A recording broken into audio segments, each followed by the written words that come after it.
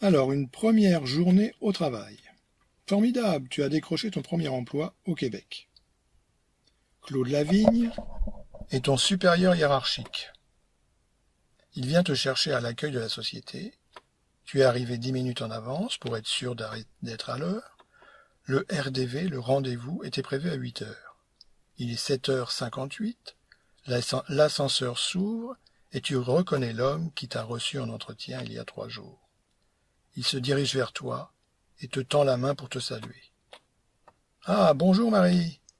Comment ça va ce matin? Tu es fin prête pour ta première journée ?»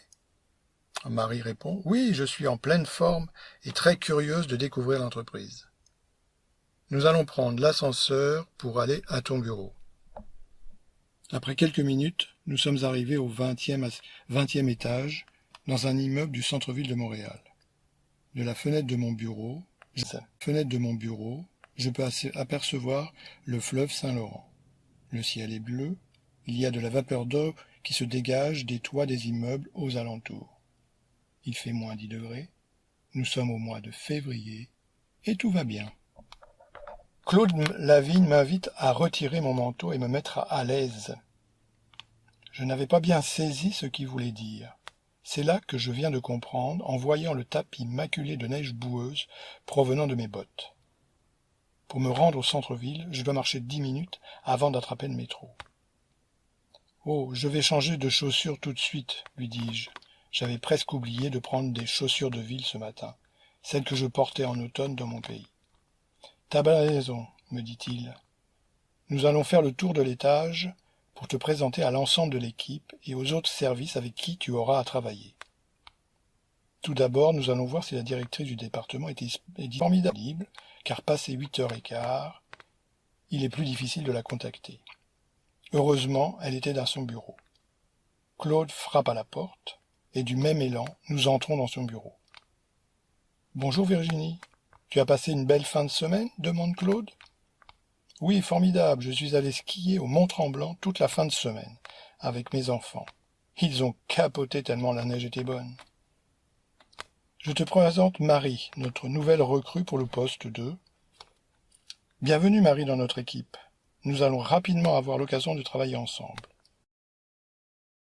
J'ai l'habitude de rencontrer les nouveaux embauchés dans la première semaine pour leur expliquer le fonctionnement de la société et leur place dans l'organisation. Donc je peux te rencontrer après-demain de 14h à 15h.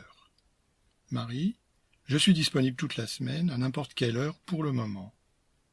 Très bien, me dit-elle. Le téléphone sur le bureau se mit à sonner. Elle décroche et commence une discussion. Nous quittons la pièce. Nous allons voir la cuisine. À chaque étage, tu as une cuisine où les gens déposent leur lunch le matin dans le réfrigérateur. Ils peuvent manger dans la cuisine s'il y a de la place, car tu vois, la table à manger est petite. La plupart des gens mangent à leur bureau. Combien de temps avons-nous pour manger le midi ? Demande Marie.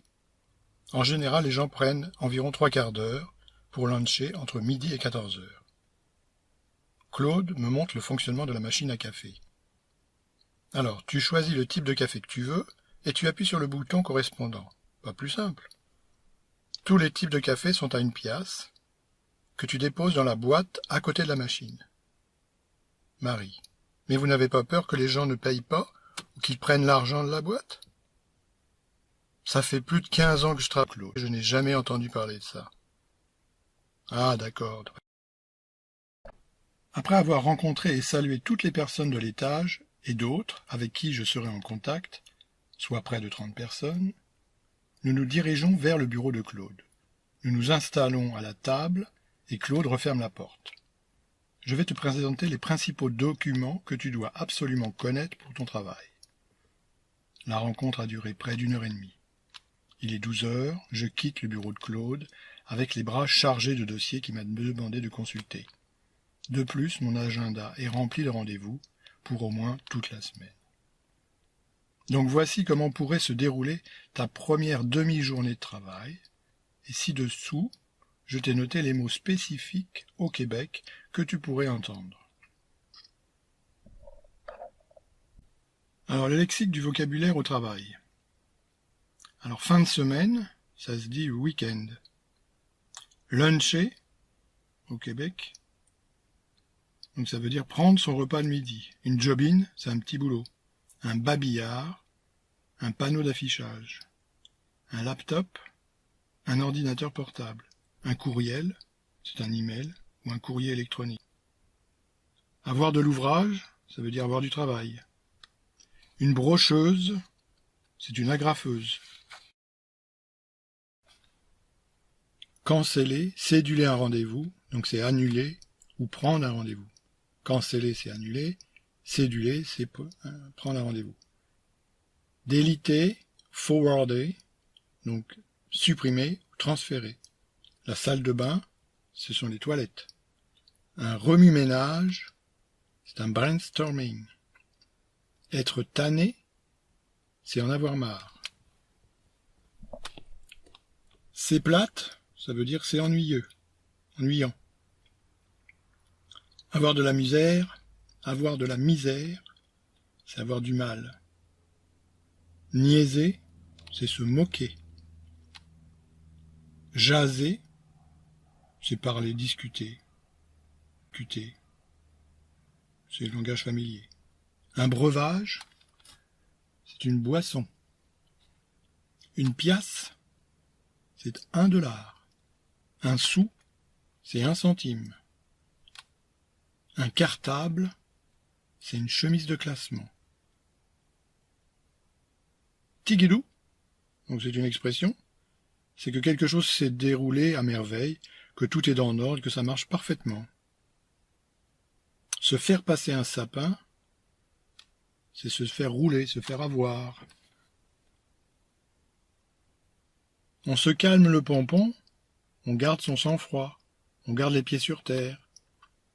Se sucrer le bec, c'est à utiliser quand on mange un dessert ou un aliment sucré. Avoir la dent sucrée, c'est aimer les sucreries. Se tirer une bûche, c'est s'asseoir. Chauffer le char, c'est conduire la voiture. Baveux, c'est une personne au caractère arrogant et conflictuel. Serrer, c'est ranger, mettre de côté. Être tombé en amour avec, c'est tomber amoureux de Montréal. Ça n'a pas d'allure, c'est n'importe quoi. Pantoute, pas du tout. Avoir les bibites, avoir des bibites, avoir des problèmes personnels. Chialer, c'est râler à voix haute. Un chialeux, c'est une personne qui n'arrête pas de se plaindre.